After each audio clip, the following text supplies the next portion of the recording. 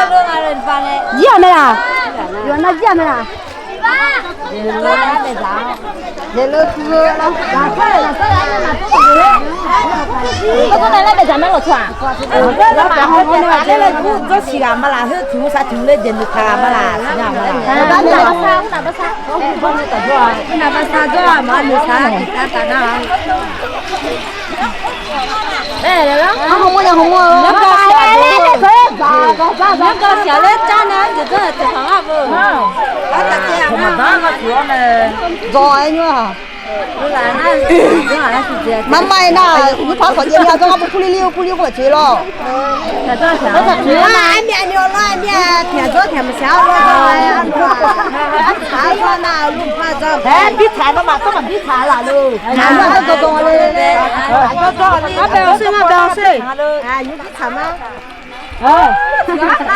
Đấy giải rồi nó lấy gì không ạ?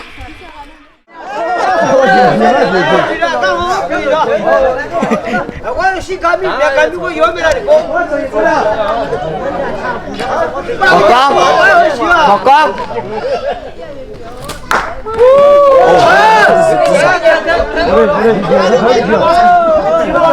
Ôi, xin chú,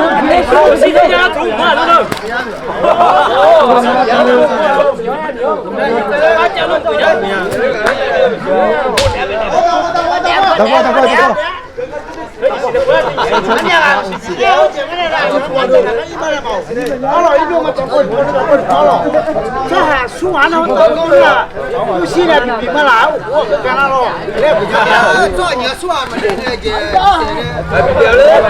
Nhiều mấy đứa nhiều đây.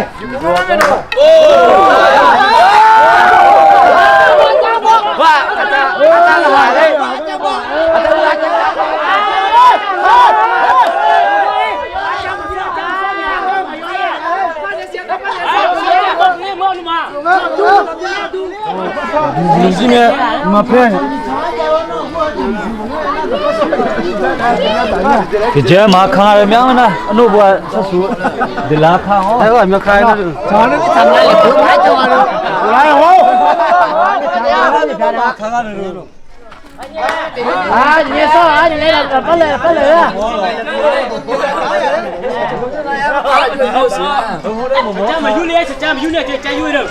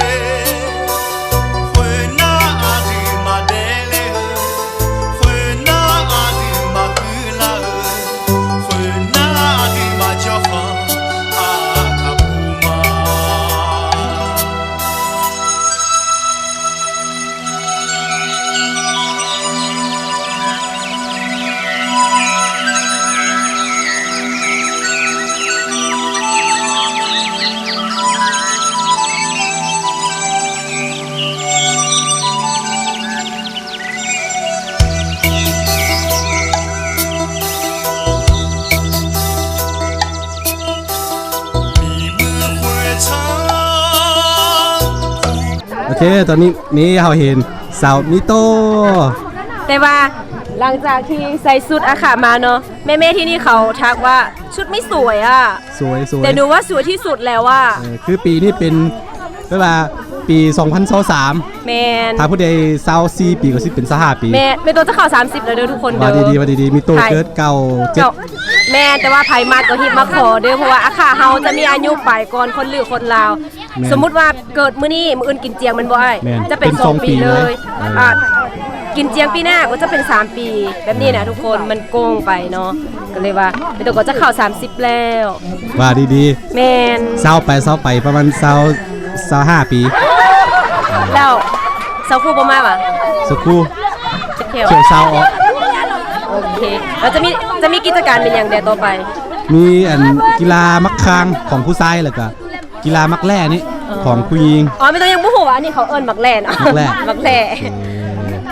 หลังจากที่เปิดพิธีนี้แล้วเราก็จะได้ส้มการลิ้นมักอีหยังก็ไอ้ มักแร่ มักแล่ มักคาง ของสหพันธ์แม่ยิงเนาะ แล้วก็มักคางของอันสนมบ้าน ขนมบ้าน หลายคนสงสัยว่ามีโตครับอันนี้อยู่บ้านเดียวกันบ่อยู่บ้านเดียวกันเด้อ อ อยู่ บ้านเดียวกัน บ้านนี่ก็ บ้านพลสว่างเมืองแขวงบ่อแก้ว บ้านพลสว่างเมืองแขวงบ่อแก้วเด้อ เซาคูมักมาเรียนหาตัวเนอแต่ว่าไอ้อาคาน้อยนี่ไม่มา เริ่มขี้คุยแล้ว คุยแล้วได้เมียแล้วคิดคุยเนาะ โอเคขอบใจ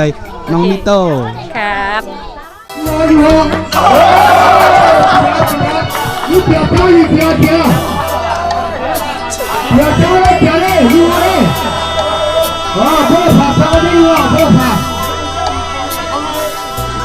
跑我那飘比几个人来有那说，那可不错的。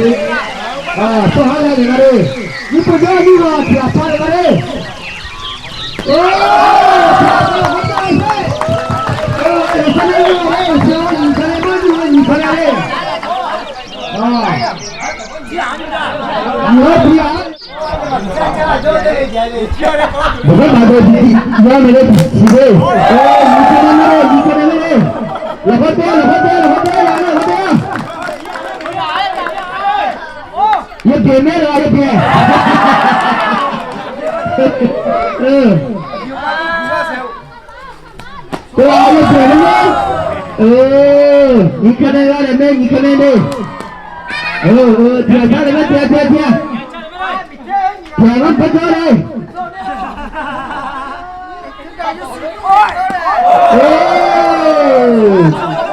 你那是你把回那是你皮，不搞对吧？不搞对。 โอเค ตอนนี้สิให้พ่อเฒ่าเราประวัติความเป็นมาของบ้านพลสว่างว่ากำเนิดขึ้นมาสร้างตั้งหมู่บ้านนี้ตั้งแต่ปีใดแล้วก็อันประชาชนอยู่หมู่บ้านนี้ใหญ่มาแต่ทางใดให้พ่อเฒ่าเล่ารายละเอียดเลย แกว่ามาตาบาอยู่นี่ปี87 ปีคศ1987เดี๋ยวนี้ได้30ปีแล้วเนาะพ่อเฒ่านะ แต่ไทยนี่มา12โคโค่ ทำอิฐนี่มี12ครอบครัวมาตั้งบ้านมาสร้างบ้านพลสว่างนี่แล้วก็หลังจากนั้นแล้วก็มีมาแต่ทางใดใหญ่เข้ามา แต่ยังอันน่ะอยู่มือก็บ่ามือกาก็มี บ้านอันพลเจริญ ผู้เจริญนี้แต่บ่าเขาค่ำน้องจานี่ก็อยู่พสิรีรู้